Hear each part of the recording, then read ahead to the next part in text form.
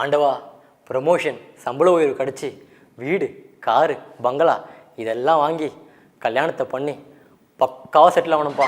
மச்சான் என்னடா கடவுள் டிஸ்டர்ப் பண்ணி வேண்டிட்டு இருக்க? அவரே டிஸ்டர்ப் பண்ற? 10 மணி இன்டர்வியூ இருக்குடா, எல்லாமே நல்லபடியாக முடியும்னு சொல்லிட்டு வேண்டியிருக்கேன்டா.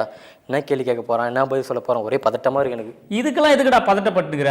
நான் கூட தான் இன்டர்வியூ போகிறேன், இன்டர்வியூவில் பாஸ் ஆகணும்னு நினைக்கிறேன், ஃபெயில் ஆக தான் போகிறோம். இதுக்கு எதுக்குடா வேண்டின்னு கிடக்குறேன்? போடாடே இன்டர்வியூ போனால் பாஸ் ஆகணும்டா, இப்படியே வேலை வாங்கணும்டா, அந்த மாதிரி குறிக்கோளோட போகணும்டா. அதுதான் எனக்கு வந்து ஒரே பதட்டமாக இருக்குது. எப்படி பண்ண போகிறேன்? நம்ம டீம்லேயே ஒரு புத்திசாலி ஒருத்தங்கிறான், அவங்ககிட்ட கேட்டா உனக்கு ஜெனரல் நாலேஜ்னா கொஞ்சம் எடுத்து கொடுக்க போறான், இன்டர்வியூல பாஸ் ஆயிட்டு போறேன். யார் அந்த புத்திசாலி? அது நம்ம கோதம் தானே மச்சான். அவனும் வருவான் இன்னைக்கு அவனும் வரணும். ஹலோ சொல்லுங்கப்பா மச்சான். இன்னைக்கு 10 மணி இன்டர்வியூ இருக்கு.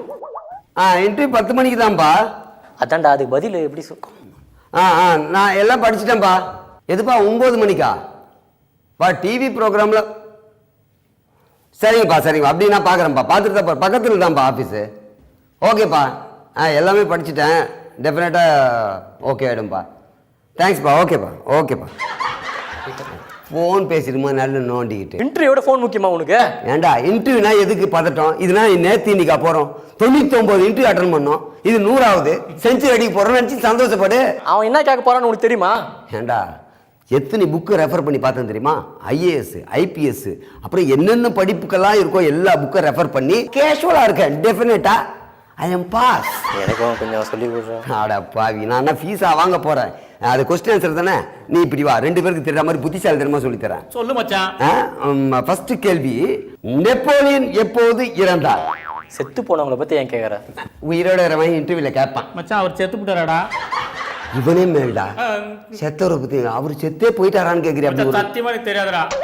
நெப்போலியன் எப்போது இறந்தார் அப்படின்னா நீ டக்குன்னு என்ன பதில் சொல்லணும்? போரில் இறந்தார். ஆக மொத்தத்துல அந்த மனுஷன் ஹாஸ்பிட்டல்லே வீட்லயே சாவல, இது போர்ல தானே மச்சான் இறந்தாரு. ஆமாடா, அதான் மச்சான் கேட்டேன். அடாப்பா சரி ரைட். அடுத்த கேள்வி, இது கொஞ்சம் வித்தியாசமான கேள்வி. நானே ரொம்ப நேரம் பதில் யோசித்து பார்த்தேன், என்னடா இப்படி கேட்டானே. அப்புறம் புக்கை திருப்பி பார்த்தா பதில் கிடைச்சது. வானத்தில் இருக்கும் விண்மீன்கள் மொத்தம் எத்தனை? அதெல்லாம் என்னையா பார்க்க முடியும்? இது மாதிரி தான் நானும் நினைச்சேன், ஆனால் பதில் இருக்காதுக்கு. என்ன பதில் மச்சான்? இவனுக்கு கேட்டு புண்ணியமே கிடையாது. இதெல்லாம் ஒரு ஃப்ரெண்டுன்னு வச்சுன்னு கொம்பார் நம்மள சொல்லணும்.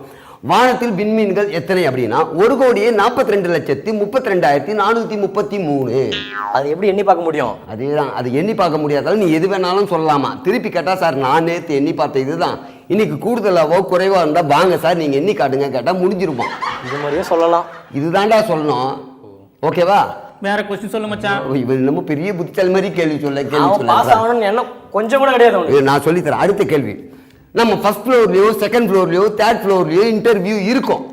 அப்ப அவங்க கேட்பாங்களாம் திடீர்னு, நீ எத்தனை படிக்கட்டு ஏறி வந்தாய் அப்படின்னு. அதுக்கு என்ன பதில் சொல்லுவ? எண்ணி பார்த்தா வர முடியும் படிக்கட்டு வரும்போது. லூசே யாரும் எண்ண முடியாது. ஆனா ஒரு பதில் இருக்கு. என்னவா இருக்கும்? சொல்லு மச்சான். ஐயோ எல்லாத்துக்கும் சொல்லுன்றது தவிர வேற பதிலே கிடையாது இவகிட்ட. இப்ப சொல்ற பாரு, அதுக்கு என்னன்னா எத்தனை படிக்கட்டு இருந்ததோ அத்தனை படிக்கட்டு ஏறி வந்தேன்னு பதில் சொல்லணும். வாவ், எப்படி? இல்ல மாப்ள, இப்படிலாம் சொன்னாதான் நம்ம பாஸ் ஆகும். அதாவது பிரில்லியண்டா இருக்கு நம்ம பதில். இதுதான் பதிலான்றதை விட எப்படி சொன்னான்றதுதான் முக்கியம். அடுத்தது, ஒரு குடும்பத்தில் ஒரு விஞ்ஞானி மட்டுமே இருப்பான்னு ஒரு ஆய்வகம் சொல்லியிருக்கான். எப்படி? மத்தவனா முட்டாளா அப்ப குடும்பத்துல? ஏண்டா முட்டாளோ லூசோ பைத்தியக்காரனோ அது இல்லடா, வீட்டுக்கு ஒரு விஞ்ஞானி இருப்பான் அப்படின்னு சொல்லியிருக்காங்க. ஒரு குடும்பத்துல ஒரு விஞ்ஞானி தான் இருப்பான். அது எப்படி மச்சான் கண்டுபிடிக்கிறது? இன்னைக்கு தாண்டா புத்திசாலித்தனமா ஒரு கேள்வி கேட்டிருக்க. நீ பேர்னா தாமஸ் ஆல்வா எடிசன். எத்துக்குத்தாம்பா தாமஸ் ஆல்வா எடிசன் நிலத்தை கண்டுபிடிச்சாரு. கரண்ட். நீ கொஞ்சம் கரண்ட்ல இருக்கடா. கரண்ட்டை கண்டுபிடிச்சார்ல, அவங்க அப்பாவோ அவங்க அம்மாவோ அவங்க அண்ணனோ தம்பியோ ஒரு பிள்ளையோ பொண்டாட்டியோ கண்டுபிடிக்காத அவர் கண்டுபிடிச்சாருன்னா குடும்பத்துக்கு ஒரு புத்திசாலி இருப்பான். சூப்பர்ரா. இது மாதிரி நிறைய படிச்சிருக்க மாப்ள. இது மாதிரி தான் கேட்பாங்களாம். நீ வந்து பிரில்லியண்டா சொன்னா போதும், இதுதான் பதில். நீ ஒரு பதில் சொன்னா கூட அது நல்லபடியா இருந்தா எடுத்துப்பாங்களாம், உன்னை பாஸ் பண்ணுவாங்களாம். இதுதான் பதில் அப்படின்னு நினைச்சா தப்பு. இப்படி இருக்கலாம்னு கொடுத்தா ரைட்டு. இது மாதிரியும் சொல்லலாம். அட லூசு, இதைதான்டா அப்போதுன்னு சொல்லிருக்க. டெஃபினட்டா பாஸ் ஆகும்டா. இது 100வது நீ அட்டன் பண்ணோம். இப்போ நமக்கு ஒரு உங்ககிட்ட சொல்றது வேஸ்டா. டேய் இன்டர்வியூக்கு வர அவன் எது கேட்டாலும் தெரியாதுன்றது தெரிஞ்சது ஏதாவது சொல்லி பாஸ் பண்ற வழியா. சரிடா மச்சான். அண்ணா வணங்கண்ணா. இன்டர்வியூ என்ன போறீங்க? ஆமா. இன்னைக்குமா இன்டர்வியூ போறீங்க? ஆமாடா. டேய் விவகாரமா சிரிக்கிறான்டா. சரிண்ணா சிம்பிளா ஒரு கேள்வி கேட்குறேன் சொல்லுங்களா? ஆமாண்ணா. இவர் ஜெனரல் மேனேஜரு, என்னடா கேள்வி? இவ்வளவு நேரம் நீங்க தானே கேள்வி கேட்டுட்டு இருந்தீங்க, நான் ஒரு கேள்வி கேட்டுக்கிறேண்ணே. இப்போ கேளு. முட்டையிலேருந்து கோழி வந்துச்சா, கோழியிலேருந்து முட்டை வந்துச்சா? உன் மொழியை பார்த்தவொன்னே இது மாதிரி கேள்விலாம் அவனுக்கு வந்திருக்குடா. முட்டையிலேருந்து தான் கோழி வந்தது. அண்ணா, முட்டையிலேருந்து கோழி குஞ்சு தானே வரும். நீங்க எல்லாம் என்னத்தை இன்டர்வியூ போய் என்னத்தை கிளிக்க போறீங்க? போறான் மண்டையிலேயே. ஏய், உங்களுக்கெல்லாம் சொல்லி கொடுத்தது எனக்கு தேவைடா. திருப்பி அடிப்பான்டா ஏரியா பையன். அப்ப அவன் அடி. கேவலமா சிரிச்சான் தெரியுமா? ரொம்ப கேவலமா, ரொம்ப அசிங்கமாயி போச்சு. ஆனா எங்க அப்பா ஒன்று சொன்னாரு, ஏண்டா டிவியில் ஒரு அறநெறி கதை வருது, அவர் பேசுறதை கேட்டுதான்டா எனக்கு வேலையே கிடைச்சிது. அவரே தான் இன்னைக்கும் பேசுறாரு, பார்த்து தெரிஞ்சுக்கிட்டேன்னா நீ போய் பாஸ் ஆகலாம் அப்படின்னு சொன்னாரு. அது எத்தனை மணிக்குன்னா 9 மணிக்கு நினைக்கிறேன். மணினா 8:50 தானே, இன்னும் 10 நிமிஷம் இருக்கு. அந்த 10 நிமிஷத்துல டிவி பார்ப்போம், பார்த்துட்டு அவர் சொல்றது எல்லாம் கேதர் பண்ணுவோம், அப்படியே இன்டர்வியூக்கு போவோம், பாஸ் ஆகும், அப்படியே வேலை கிடைக்கும், செட்டில் ஆகும். ஓகேவா? வாங்கடா போவோம். சைடிஷ் என்ன வாங்கிட்டு போகலாம். அதே புத்தி சரக்கடிக்கவா போறோம்? நம்ம இன்டர்வியூக்கு தேவையான விஷயத்தை தெரிஞ்சுக்க போறோம்டா டிவி பார்க்கறதுக்கு. டேய் வா, டிவி பார்க்கறது என் கூட வா, போவோம். வாடா. அடுத்து பார்க்க போகிற செக்மெண்ட் வந்து எல்லாருக்கும் ரொம்ப பிடிச்ச செக்மெண்ட், ஈவன் எனக்கும், கேமிங் செக்மெண்ட். ஸோ இந்த கேமிங் செக்மெண்ட் நோலி லான்ச் ஆன கேம்ஸ் எல்லாம் நம்ம பார்ப்போம். So stay tune. Side by side. Herbal ragi dosa. So இது எப்படி பண்ணுறது அப்படின்னு பார்க்கலாம். இன்க்ரீடியன்ஸை என்னென்னு நோட் பண்ணிக்கலாம். என்ன பண்ற? இல்லப்பா, அந்த பொண்ணுங்கெல்லாம் கேட்டாக் போவாங்க, அப்படியே வெஸ்டர்ன் சாங்கெல்லாம் வரும்ல, செருப்பை கழட்டி அடிப்பேன் நாயை. இன்டர்வியூ போய் பாஸ் பண்ணோம், எங்கள் அப்பா சொன்னாலும் நான் சேனல் முன்னாடி வந்து உட்காந்துக்க மாற்றி வைக்கிற. அதுவும் என்னது கேட் வாக்கா? நீலாம் உருப்படவே மாட்டடா. எங்கள் அப்பா சொன்ன சேனல் பார், உனக்கு புத்தி வரும் பார், பாஸ் ஆக பார். உன்னையும் தான் சேர்த்து சொல்கிறேன்.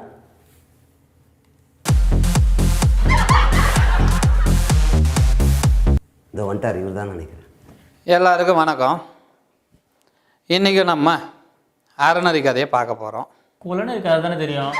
அதாவது பார்த்திங்கன்னா, இந்த காலத்தில் பொய், பித்தலாட்டம், சூது, திருட்டு, கொலை, கொள்ளை இப்படின்னு நடந்துக்கிட்டு இருக்கு. நம்ம ஆனால் உண்மை கதையை, உண்மை சம்பவத்தை சொல்லி மக்களை திருத்திக்கிட்டு இருக்கோம். அந்த வகையில் இன்றைக்கி அந்த காலத்தில் ஆண்ட ராஜராஜ சோழனை பற்றி பார்க்க போகிறோம். அதாவது கிமுக்கும் கிபிக்கும் இடப்பட்ட காலத்தில், கிபிக்கும் இடப்பட்ட காலமா? ராஜராஜ சோழன் ஒருத்தர் இருந்தார். ஒரு நாள் காலையில் என்ன பண்ணார், அந்த ராஜராஜ சோழன் தூங்கி எந்திரிச்சு பல்ல விளக்கிக்கிட்டு காட்டுக்கு வேட்டையாடுறதுக்காக தன்னோட 100cc பைக்கை எடுத்துகிட்டு போனார். பைக்கா?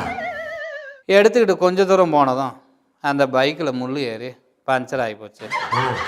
என்னடா அது, வண்டி பஞ்சர் ஆகி போச்சே, என்ன பண்ணுறதுன்னு தெரியலையே அப்படின்னு போய்கிட்டு தள்ளிக்கிட்டே போனார்.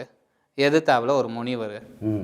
அந்த முனிவர்கிட்ட பார்த்து, ஐயா, நான் பக்கத்து அரண்மனையிலேருந்து வரேன், நான் தான் ராஜராஜ சோழன், காலையில் காட்டில் வேட்டையாடுறதுக்காக போனேன், பைக் எடுத்துகிட்டு வரும்போது பஞ்சர் ஆகி போச்சு, இங்கே பஞ்சர் ஓட்டுற கடை ஏதாவது இருக்கான்னு கேட்டார். அதுக்கு அந்த முனிவர் சொன்னார், ஐயா, நான் வண்டி ஓட்டுற பழக்கம் இல்லை, அதே போல் எங்கிட்ட வண்டியும் இல்லை, எனக்கு எப்படி தெரியும் அப்படின்னு முனிவர் சொன்னார். அதுக்கு அந்த ராஜராஜ சோழன் என்ன சொன்னார், உங்கள்கிட்ட தான் வண்டி இல்லையா, நீங்கள் வண்டியை வச்சுங்கந்தாங்கன்னு சொல்லிட்டு அப்படி காலார நடந்து போனார் காட்டுக்கு வேட்டையாட. அவர்கிட்ட பைக் தான் என்ன பண்ணுவார்? அப்படி போயிட்டு இருக்கும்போது எதிர்த்தாப்புல ஒரு ஷேர் ஆட்டோ வந்தது. அந்த ஷேர் ஆட்டோவை நிறுத்தி, ஐயா, நான் ராஜராஜ சோழன், பக்கத்தில் அரண்மனையில் மன்னராக இருக்கேன், காலையில் காட்டுக்கு வேட்டையாடுறதுக்காக என்னோடய 100cc பைக்கை எடுத்துக்கிட்டு கிளம்புனேன், அப்போ என்னோடய பைக்கு பஞ்சர் ஆகி போச்சு, எதிர்த்தாவில் முனிவர் வந்தார், அவர் முனிவர்கிட்ட சொன்னேன், ஐயா, நான் ராஜராஜ சோழன், பக்கத்து நாட்டு அரண்மனையில் மரசராக இருந்துக்கிட்டு இருக்கேன், காலையில் காட்டுக்கு வேட்டையாட என்னோடய 100cc பைக்கை எடுத்துகிட்டு போனேன், பஞ்சர் ஆகி போச்சு, அதனால் பஞ்சர் ஓட்டுற கடை எங்கே இருக்குன்னு கேட்டேன். அவர் என்ன சொன்னார், என்கிட்ட வண்டி இல்லை, அதனால் அது எனக்கு தெரியாதுன்னு சொன்னார். அந்த வண்டியை எடுத்து அந்த முனிவர்கிட்ட கொடுத்துட்டேன். இப்போ நான் பக்கத்தில் காட்டுக்கு போனோம், ஷேர் ஆட்டோ போக முடியுமா அப்படின்னு கேட்டார். அந்த ஷேர் ஆட்டோக்காரன், காட்டுக்குள்ளெல்லாம் போகாது, நீ உன் வேலையை பார்த்துக்கிட்டு போ அப்படின்னு போயிட்டான். ஷேர் ஆட்டோ அந்த காலத்துலையா? இவர் என்ன பண்ணார், ராஜா அப்படியே ராஜா நடந்து போயிட்டு இருக்கும்போது உடனே ஒரு பாட்டு, உனக்கு எனக்கு பொண்டாட்டி அக்கம் பக்கம் பாருடா, ஐயா கொஞ்சம் தூக்குடா அப்படின்னு ஒரு பாட்டு. நீங்கள் நினைக்கலாம், அது ஏதோ பாட்டு ரிங்டோனுன்ட்டு. இல்லை அவரோட செல்ஃபோனில். செல்ஃபோனா? ஆமாம். அப்போ வந்து வாட்ஸ்அப்பில் வந்த மெசேஜ் அது. ஐயோ. அந்த வாட்ஸ்அப்பை ஓப்பன் பண்ணி பார்த்தா அரண்மனை நம்மளுடைய அமைச்சர் வந்து அவருக்கு மெசேஜ் அனுப்பிச்சிருக்காரு. என்னன்னு பார்த்தா, Ashokar is waiting, please come fast அப்படின்னு அனுப்பியிருக்காரு. ஐயையோ, இந்த ஷேர் ஆட்டோ விட்டோமே, வேறு என்ன பண்ணுறது தெரியலையே, அசோகர் வந்திருக்காரு போல அப்படின்னு நினச்சிக்கிட்டு ராஜராஜ சோழன் ரொம்ப ஃபீலிங்காக பார்க்கும்போது அப்போ தான் அந்த இடத்துல ஒரு ஃப்ளைட்டு வந்தது. ஃப்ளைட்டு வந்ததும் கீழே இறந்து அந்த பைலட்டு பார்த்தாரு. பைலட்டு பார்த்ததும் ராஜராஜ சோழன் சொன்னார், ஐயா நான் ராஜராஜ சோழன் பக்கத்து நாட்டு அரண்மனையிலேருந்து வரேன். காலையில் எந்திரிச்சு பல்ல வளைக்கிட்டு காட்டுக்கு வேட்டையாட போனேன். என்னோட 100cc பைக் எடுத்துட்டு என்னோட பைக்கு பஞ்சர் ஆகி போச்சு. எதிர்த்தாவில் முனிவர் வந்தார்.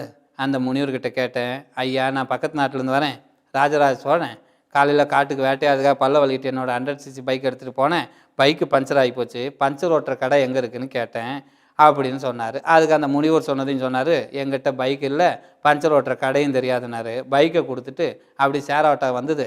ஷேர் ஆட்டோக்காரங்கிட்ட சொன்னேன், ஐயா நான் தான் ராஜராஜ சோழன் பக்கத்து அரண்மனையிலேருந்து வரேன். என்னோட காலையில் காட்டுக்கு வேட்டையாடுறதுக்காக போகும்போது என்னோட 100cc பைக்கு பஞ்சர் ஆகி போச்சு. இப்போ நான் என்ன பண்ணுறதுன்னு சொன்னேன். அவனும் விட்டுட்டு போயிட்டான். அதுக்கப்புறம் என்னடாண்ணா அமைச்சர் என்ன பண்ணார், வாட்ஸ்அப்பில் ஒரு மெசேஜ் அனுப்பிச்சாரு, அசோகர் இஸ் வெயிட்டிங்கு, ப்ளீஸ் கம் பாஸ்ட்டுன்னு, தயவு செஞ்சு என்னை அரண்மனையில் விட்டுறீங்களா அப்படின்னு பைலட்காரங்கிட்ட கேட்டார். ஐயோ, எத்தனை சொல்லிட்டியா? கடைசியில் அந்த பைலட்கார உள்ள இடம் இல்லை, உன்னை தொங்கிக்கிட்டு வாங்க விட்டுறேன் அப்படின்னு சொன்னார். சரின்ட்டு இவரும் அப்படி ஒத்த கையில் தொங்கிக்கிட்டு அப்படி மேலே பறந்து சருன்னு அரண்மனையில் வாசலில் வந்து விட்டார். அரண்மனை காவலாளி இருந்தான். ஐயா வணக்கம், நான் தான் ராஜராஜ சோழன், பக்கத்தில் இருக்க காட்டுக்கு வேட்டையாடுறதுக்காக காலையில் எழுந்திரிச்சு என்னோட 100cc பைக்கை எடுத்துகிட்டு போனேன். 100cc பைக்கு பஞ்சர் ஆகி போச்சு. அதனால் என்ன பண்ணுறது தெரியல. எதிர்த்தாப்புல ஒரு முனிவர் வந்தார். அந்த முனிவர்கிட்ட கேட்டேன், இது மாதிரி ஐயா, இது மாதிரி என்னோட காலையில் காட்டுக்கு வேட்டையாட போனேன், 100cc பைக் எடுத்துகிட்டு வந்தேன், பைக்கு பஞ்சர் ஆகி போச்சு, பஞ்சர் ஓட்டுற கடை எங்கே இருக்குன்னு கேட்டேன். அதுக்கு அவர் தெரியலன்னு சொன்னார். அதனால் பைக்கை கொடுத்துட்டு ஷேர் ஆட்டோங்கிறக்கிட்ட சொல்லிவிட்டு இப்போ விட்டம்பா. ஆமாம், வாட்ஸ்அப்பில் ஒரு மெசேஜ் வந்தது, அசோகர் இஸ் வெயிட்டிங்கு, ப்ளீஸ் கம் பாஸ்ட்டுன்னு. என்னவா அப்படின்னாரு. ஐயா தெரியல, உள்ள அமைச்சர் இருக்காரு, அவர்கிட்ட போய் கேளுங்க அப்படின்னு சொன்னான். 306வது நம்பர் ஏசி ரூமில் போனேன். அமைச்சர் வந்து உள்ள லேப்டாப் வச்சுட்டு ஏதோ பண்ணிட்டு இருந்தார். அமைச்சர்கிட்ட போயிட்டு, ஐயா வணக்கம், நான் தான் ராஜராஜ சோழன், இந்த நாட்டை ஆண்டுகிட்டு இருக்கேன். காலையில் காட்டுக்கு வேட்டையாட 100cc பைக்கை எடுத்துகிட்டு போனேன், பைக்கு பஞ்சர் ஆகி போச்சு. அந்த பைக்கை சாமியார்கிட்ட கொடுத்துட்டேன்.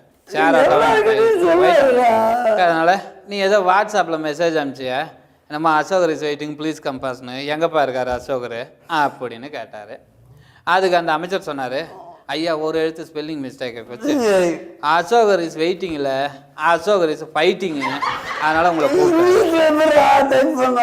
கடைசியில் என்ன ஆகி போச்சு, ஐயா அப்போ வாங்க எல்லாரையும் அந்த படைகள்லாம் கூப்பிட்டுட்டு சண்டைக்கு போகலாம் அப்படின்னு சொன்னார். சரின்ட்டு எல்லாம் நீங்கள் பொங்கல் போனஸ் தராதனால வீரர்கள்லாம் லீவுன்னாரு. உடனே என்ன பண்ணார், தன்னோட ஆடிக்காரை எடுத்துக்கிட்டு அந்த மன்னர் நேராக கோயம்பாடு மெட்ரோ ட்ரெயின் பிரிட்ஜு கட்டிகிட்டு இருக்காங்க இல்லையா, அது மேலே ஏறினார்.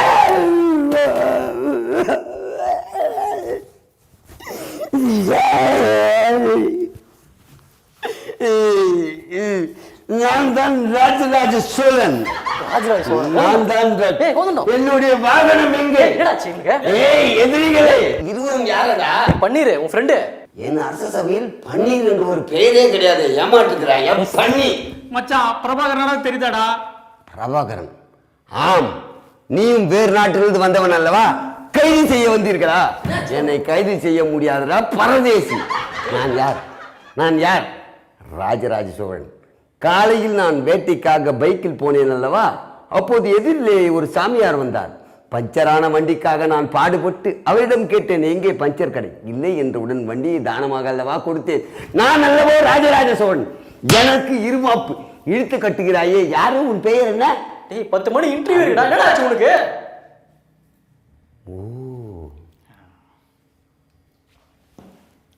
இன்டர்வியூனா என்ன? ராஜராஜ சோழன் ஏன் இன்டர்வியூக்கு போகணும்? நம்மள இன்டர்வியூ போகணும்டா. ஃபோன் அடிக்குது பாரு, யாரு? யாரை எதை எடுக்க சொல்கிறீர்கள்? ஹலோ, அவங்க அப்பா பேசுறாரா? ஹலோ, கண்ணே ஹலோ கண்ணே நான் ராஜராஜ சோழன் பேசுகிறேன். நீங்க யார்? கண்ணே கோதண்டா, நான் உங்க அப்பா பேசுறேன்பா. எப்படிங்கிறா? நீங்கள் எந்த நாட்டு மன்னர்? ஏய் அச்சு நான் வந்தேன் பின்னிடுறேன். என்னடா இன்டர்வியூ போலடா, என்னடா பேசிட்டு இருக்க? ஹலோ ஹலோ ஏப்பா நீ யாருப்பா? ஐயா நான் பிரபாகரன் பேசுறேன். அவங்க கோதண்ட ஃப்ரெண்டுங்க.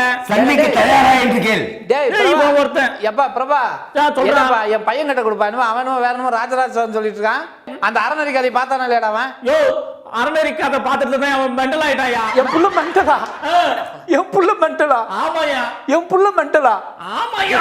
ஏப்பா யார்? சண்டைக்கு தயார். சண்டைக்கு தயார் யாராக இருந்தாலும் சரி விடமாட்டேன். தந்தை என்று பேர் சொல்லி யாரோ ஒரு பேடி போன் செய்தால் அதை நான் விட்டு விடுவேனா? யாராக இருக்கட்டும் எவராக இருக்கட்டும், இந்த ராஜராஜ சோழன் எத்தனை பேருக்கு பைக்கை கொடுத்தான், ஷேர் ஆட்டோவில் வந்தான். இப்படி அனைத்தும் பண்ண இந்த ராஜராஜன் சோழனுக்கு ஒரு சோதனை என்றால் அடே விடுங்களா விடுங்களா. நான் யாரையும் விட மாட்டேன். என் நாட்டிலே என்னை யாரும் வெற்றி கொள்ள முடியாது. ராஜராஜ சோழன் என்றால் எங்கே ஓடிவிட்டார்களா?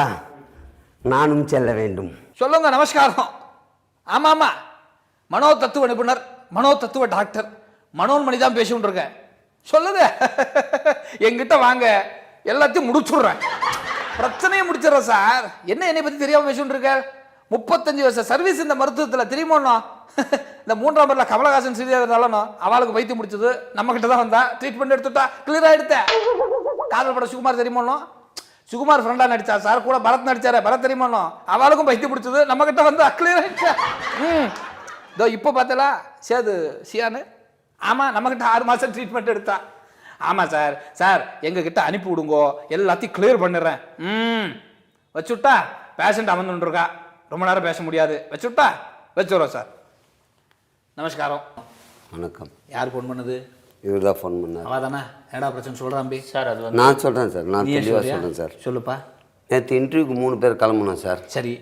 அதில் ஒருத்தர் மாற்றி மாற்றி கேள்வி கேட்டுக்கிட்டோம். ஓ இன்டர்வியூக்கு போகிறோமேன்றதுக்காக. நல்ல விஷயம் தான்ப்பா. அப்போ எங்கள் அப்பா ஃபோன் பண்ணார். சரி டிவியில் ஒரு நிகழ்ச்சி போடுறாங்க, சரி அதை பாரு, இன்டர்வியூவில் பாஸ் ஆகிடுவேன் அப்படின்னாங்க. சரி. அதுக்கப்புறம் டிவி பார்த்தோம். ஓகே. டிவி பார்த்தோமா? பார்த்தோம். ஏடா தம்பி உனக்கு அறிவு இருக்கா? ஃபோன் பண்ணும்போது என்ன பேசுன நீ? ஏதோ என்னோட ஃப்ரெண்டுக்கு பைத்தியம் முடிச்சிருச்சு, மென்டல் ஆகிட்டான்னு சொன்னேன். எவ்வளோ தெளிவாக கரெக்டாக அம்பி பேசிட்டு இருக்கான். அவனை போய் மென்டல் நின்றுருக்கேன். சொல்லுப்பா அப்புறம் என்னாச்சு? அதான் நேற்று நாங்கள் இன்டர்வியூ கிளம்புனோம் 3 பேர். வேலை கிடைச்சதா? ஒருத்தர் மாறி மாறி கேள்வி கேட்டோம். சரி. கேள்வி கேட்ட உடனே அப்போ எங்கள் அப்பா ஃபோன் பண்ணார். ஆமாம் அப்பா போ டிவியில் ஒரு நிகழ்ச்சி வருது, பார்த்தேன்னா இன்டர்வியூவில் பாஸ் ஆக உதவுன்னாரு. அப்புறம் டிவி பார்த்தோம். டிவி பார்த்தோமா? பார்த்தோம். அதான்ப்பா, அதெல்லாம் கரெக்ட் ரைட்டு, ரொம்ப தெளிவாக சொல்கிறேன். வா வேலைக்கு எதுவும் பிரச்சனையாக இருக்கிற மாதிரி எனக்கு தெரியல. அப்புறம் என்னாச்சு? நேற்று நாங்கள் இன்டர்வியூ கிளம்பணும். 3 பேர் ஒருத்தர் மாற்றி மாற்றி கேள்வி கேட்டோம். அவனும் சொன்னான், நானும் பதில் சொன்னேன். அப்போ எங்கள் அப்பா ஃபோன் பண்ணார். டிவியில் ஒரு நிகழ்ச்சி வருது பாரு, பார்த்தா இன்டர்வியூவில் பாஸ் ஆவேன்னாரு. அதுக்காக நாங்கள் டிவி பார்த்தோமா? பார்த்தோம். புரிஞ்சு விடுதா அம்பே, புரிஞ்சு விடுத்தோம். இவன் தானே பேஷண்ட்டு? சார் நீங்கள் ரொம்ப லேட்டு சார். சரி நீ கரெக்டாக சொல்லுப்பா. இப்போ என்ன சொல்லு. அறிவு இருக்கா? அவருக்கு புரியுற மாதிரி சொல்லணும். ஒரு டாக்டர்கிட்ட எப்படி சொல்லணும்? நீ தப்பாக சொன்னதால நம்மளை பைத்தியம் நினச்சிட மாட்டாங்க, தெளிவானு சொல்லணும். நேற்று நம்ம இன்டர்வியூ கிளம்பணுமா? ஆமாம். அப்போ எங்கள் அப்பா ஃபோன் பண்ணாரா? பண்ணாரு. டிவி பார்க்க சொன்னாரா? பார்த்தோமா? நம்ம ப்ரோக்ராம் பார்த்தோமா? அதான் சார் ப்ரோக்ராம் பார்த்தோம் சார். பார்த்தோம்ல? பார்த்தோம். சொல்லு. அவ கிளியராக இருக்கா. நீ அவளாண்ட பேசி நீ கன்ஃபியூஸ் ஆகிடாத. நீ சொல்லு. அதான் டிவி பார்த்து தம்பிக்கு ஏதோ அது நல்லா இருக்கு தம்பி, நல்லா இருக்கு. ஆமாம் பைத்தியம் மற்றவங்க நினச்சிடுவாங்க, அப்படிலாம் பண்ணக்கூடாது. நல்லா இருக்கா. அப்புறம் பிறகு நடந்தது சொல்லுப்பா நீ. சார் டிவி பார்த்தா அவர் வெளியில சொல்லுன்றாரு, சொல்ல தெரியல உனக்கு. பைத்தியம் நினைக்க மாட்டாரு அம்பே. நான் நினைக்க நான் தெளிவாக சொல்கிறேன் சார். அதான் அம்பே. நேற்று நம்ம இன்டர்வியூ கிளம்பணுமா? ஆமாம். மாற்றி கேள்வி கேட்டோம் சார். சரி அம்பி. அப்போ எங்கள் அப்பா ஃபோன் பண்ணாரா இல்லையா கேளு சார். ஃபோன் பண்ணாரா? பண்ணார் சார். பண்ணாரு. எங்கள் அப்பா ஃபோன் பண்ணாரு. சரிப்பா. நான் தான் பேசுகிறேன் அந்த ஃபோனில். ஓ நீ தான் பேசுனியா?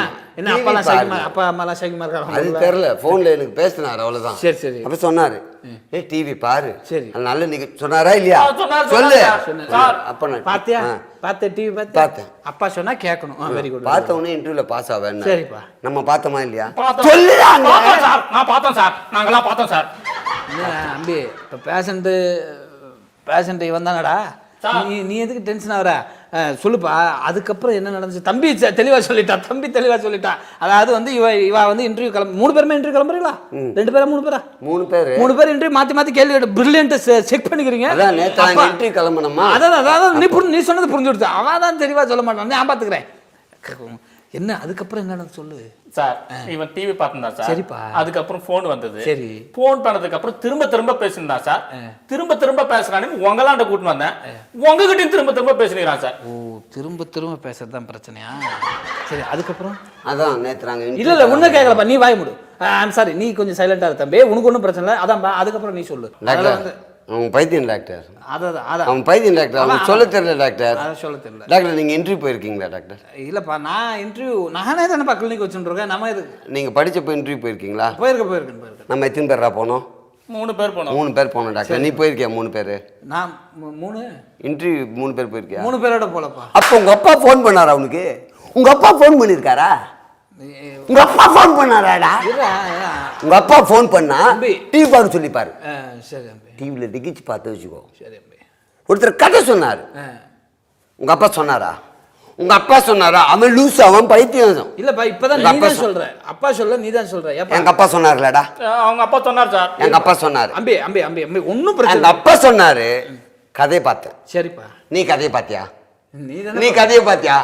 அது ராஜராஜ சோழன் கதை சொன்னாரு.